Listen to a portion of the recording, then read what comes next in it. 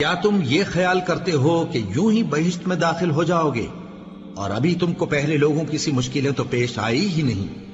ان کو بڑی بڑی سختیاں اور تکلیفیں پہنچیں اور وہ صعوبتوں میں ہلا ہلا دیے گئے، یہاں تک کہ پیغمبر اور مومن لوگ جو ان کے ساتھ تھے سب پکار اٹھے کہ کب اللہ کی مدد آئے گی. دیکھو اللہ کی مدد ان قریب آیا چاہتی ہے.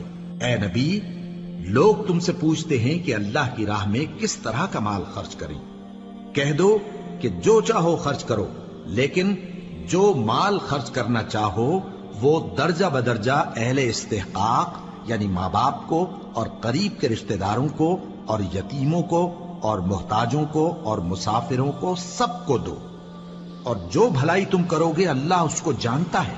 مسلمانوں، تم پر اللہ کے رستے میں لڑنا فرض کر دیا گیا ہے، اور وہ تمہیں ناگوار تو ہوگا، مگر عجب نہیں کہ ایک چیز تم کو بری لگے اور وہ تمہارے حق میں بھلی ہو، اور عجب نہیں کہ ایک چیز تم کو بھلی لگے اور وہ تمہارے لیے مضر ہو.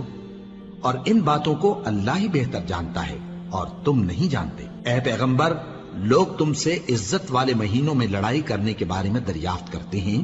کہہ دو کہ ان میں لڑنا بڑا گناہ ہے، اور اللہ کی راہ سے روکنا اور اس سے کفر کرنا اور مسجد حرام یعنی خانہ کعبہ میں جانے سے بند کرنا اور اہل مسجد کو اس میں سے نکال دینا جو یہ کفار کرتے ہیں، اللہ کے نزدیک اس سے بھی زیادہ گناہ ہے، اور فتنہ انگیزی خونریزی سے بھی بڑھ کر ہے.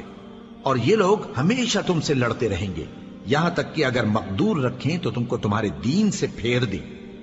اور جو کوئی تم میں سے اپنے دین سے پھر کر کافر ہو جائے گا اور کافر ہی مرے گا تو ایسے لوگوں کے اعمال دنیا اور آخرت دونوں میں برباد ہو جائیں گے، اور یہی لوگ دوزخ میں جانے والے ہیں جس میں ہمیشہ رہیں گے.